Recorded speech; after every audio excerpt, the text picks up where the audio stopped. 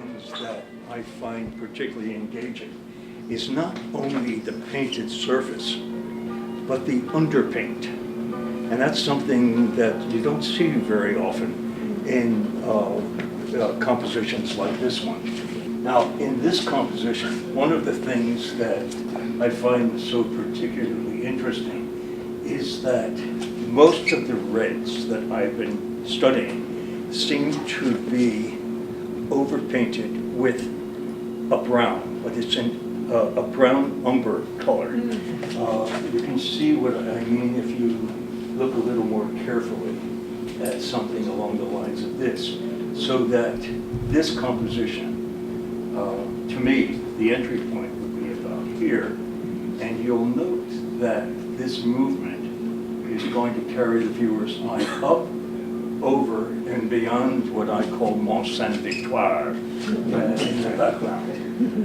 And when you're studying the work, I hope that you will take a special care in studying the overpaint, because so much of this is adding to a textural quality to the painting. Also, even though as I look at the painting, you might note that it is devoid of humanity.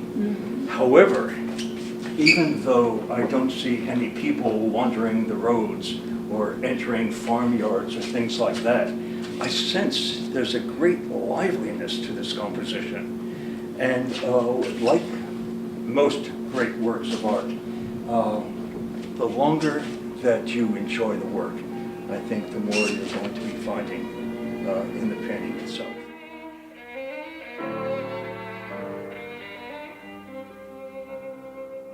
You know, when I look at a painting like this, the first thing that jumped up was Cézanne.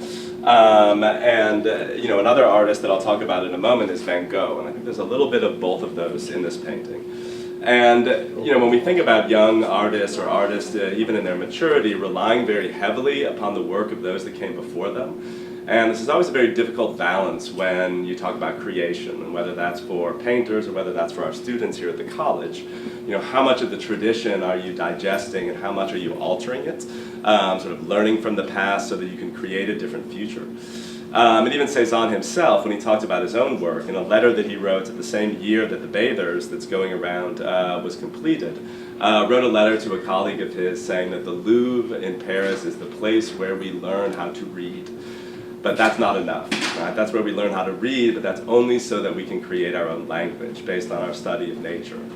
And so there's this combination here of learning from the past, and I think here, certainly with the bathers themselves and the composition with the bathers at the corners, but also the way, especially with the angles of the figures at the side, that it really sets this kind of geometry coming from the lower corners and moving inward. A lot of the brushstroke that you see here, I think clearly shows that Diane Esmond spent a lot of time looking at Cézanne. They're not very fluid strokes. They're things that are very structural. They're geometric, almost kind of fractal. When you look at the solidity of these things. And so there's a lot of Cézanne here. At the same time, there's a lot of things that you would never find in Cézanne. Right? And if you look, especially in this passage over here, where the brushstroke gets much freer, it gets more loose, it's more open. And in that case, there's a lot of Van Gogh in there. Right? And you know, when we deal with Van Gogh and Cézanne in the classroom, at least the way that I deal with it, you have these two contemporaries who are sort of approaching the visual arts kind of from fundamentally different angles. One being structural, geometric, universal, solid, with Cézanne, and the other being expressive, emotive, subjective, personal, experiential with Van Gogh. And it's interesting to watch a painter like Diane kind of play between those things, that is sort of trying to articulate her own language through integrating disparate elements of languages from the past.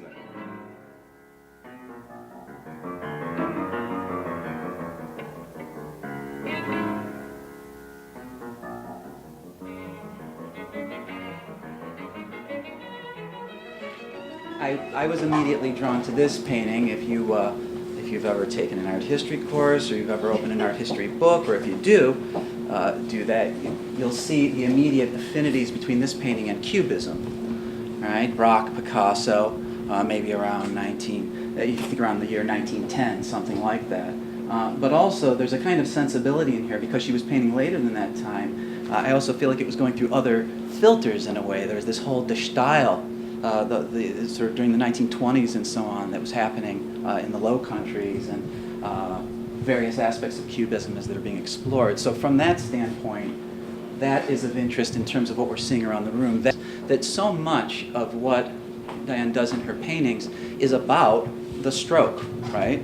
It's about the stroke and its various manifestations. And sometimes it's a very structured stroke, and sometimes it's very kind of open. Here, it's like even what's, say, ostensibly one color zone, the gray or whatever, it's always textured and expressed as a physical stroke. And from the standpoint of music, I like to share with my students a lot. You know, you hear, say, a recording of Glenn Gould playing the piano, and you're just so aware of his body. You hear him singing, you hear the bench creaking. It's like the expressive qualities of the music are an outgrowth of the physical sort of gestures that are required in order to make it happen. And so I think all of her work, in some way, is exploring that dimension, because the anti-model or another model would be painters who keep the hand kind of quiet. Like you can't detect the stroke, right? So it's happening in various ways. Here, what I want to point out about this is that, I don't know, you've got this kind of diagonal piece here that looks like, if we're thinking maybe in that Cubist vein, is this sort of like a table that we're meant to see in perspective? Because diagonals are like a telltale sign of spatial depth and that something is receding, right? So are we to read these and that surface as the surface of a table and that's some space around it? But then what she does, she often just uses vertical lines, whether it's in that zone or this zone. And the vertical lines tend to sort of, if you can kind of catch what's going on, cancel the spatial depth by just emphasizing frontality, right? And so I think that has a very Cubist feeling about it. There's the invitation to go deep into the painting on the one hand, and then there's the cancellation of the gesture on the other.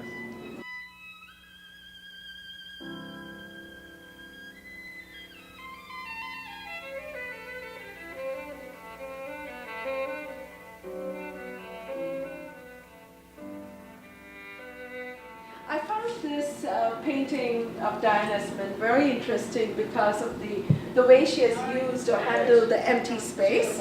And what is interesting is also the minimal strokes that she has used in the composition. With such, real minimal lines, she has created so much depth in the composition, and I think that's what was very interesting. And also just leaving the empty space in the composition also was what really attracted me, is because it reminded me of Hokusai's work, where Hokusai uses, just the pen. He does pen and ink. He has done many drawings of pen and ink where he always said, use circle and squares, and with that circle and square you can create like a beautiful composition or a design pattern. And I think when you look at Diane's work, you can see that minimal quality and that circle and square kind of format that she has used, and also how she has played with that empty space, which creates so much depth. And I think the empty space becomes really a very important part of the composition.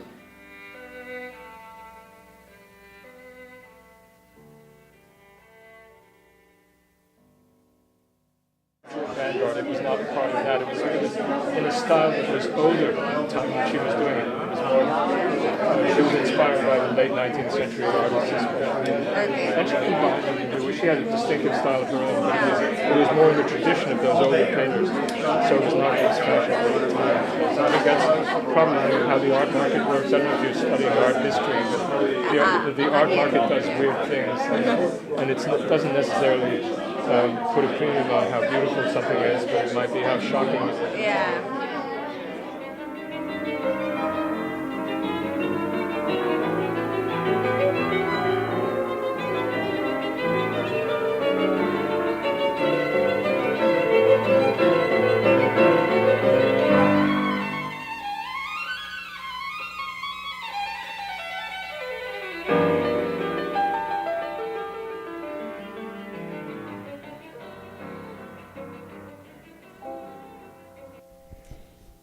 Here I am in Paris again. I have to admit that I'm so happy to be here. I feel at home here. It's natural. You can't transplant an old plant and hope that it will grow.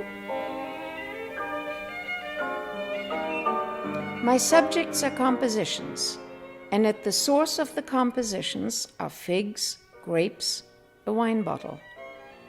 I hate to call them still lifes, but that is what they are.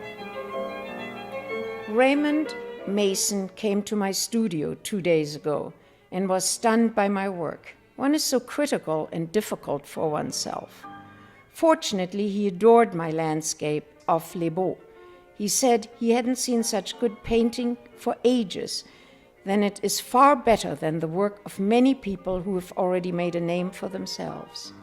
We both agreed that one only worked well when in love with the subject, when one had really felt an emotion. My feelings and thoughts and hopes change every minute. Hope and despair, passion and hate are all tearing themselves apart within me until I pull myself together and achieve what I think is worthwhile. My work interests me because I'm definitely changing. I know what I want, and that is the essential thing. I will get there if I keep faith and courage, which I will.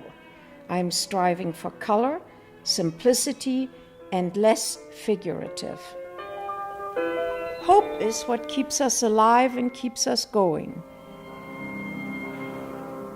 I came here today all of a sudden. I had to get away and change what was before my eyes. So here I am, alone, on one of my hard-working trips. Hard because I'm thrown into a new world, all alone with myself, and have to come out on top. I only arrived this evening, so I can't tell you what is in store for me. All I know is that it won't be easy, because my work won't depend on what I see, but what I am.